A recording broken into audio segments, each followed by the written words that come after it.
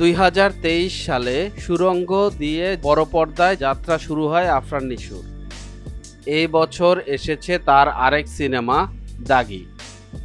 সিনেমায় পা রাখার পর আর ওয়েব কন্টেন্টে অভিনয় করেননি নিশো, শুধু সিনেমা নিয়েই ব্যস্ত ছিলেন। অবশ্য সুড়ঙ্গ মুক্তির 2 মাস পর হইচইয়ে এসেছিল 16.5 সিরিজ।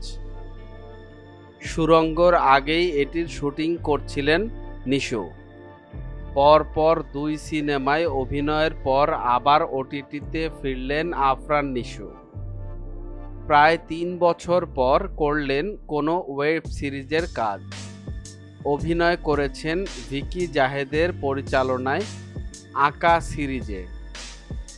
এতে নিশোর সঙ্গে সঙ্গী হয়েছেন মাসুমা রহমান নাবিলা।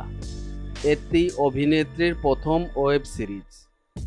এর আগে পুনর্জন্ম, প্রায়শ্চিত্ত, শেষ দেখা, চম্পা হাউস, রেড রাম, ভুলো জন্ম সহ অনেক কাজে ভিকি জাহেদের পরিচালনায় অভিনয় করেছেন আফরান নিশো। আঁকা সিরিজের মাধ্যমে আবারও একত্র হয়েছেন এই অভিনেতা নির্মাতা জুটি। আঁকা সিরিজের শুটিং হয়েছে ঢাকার বিভিন্ন লোকেশনে। ন্যায় অন্যায়, শোধ প্রতিশোধ, সাসপেন্স ও রহস্যের মিশেলে নির্মিত হয়েছে সিরিজটি। নির্মাতা ভিকি জাহেদ বলেন, আগে অনেক থ্রিলার বানিয়েছি, কিন্তু এই প্রথম একটা সোশ্যাল থ্রিলার নির্মাণ করলাম। নিশো ভাইয়ের সঙ্গে এর আগেও অনেক কাজ করেছি, তবে এই প্রথম কোনো সিরিজ করলাম আমরা। ওনার সঙ্গে কাজের অভিজ্ঞতা সবসময় স্পেশাল।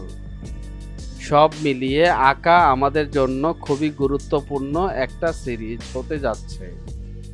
হইচই জানিয়েছে, সেপ্টেম্বর মাসে এই প্ল্যাটফর্মে মুক্তি পাবে আঁকা সিরিজটি।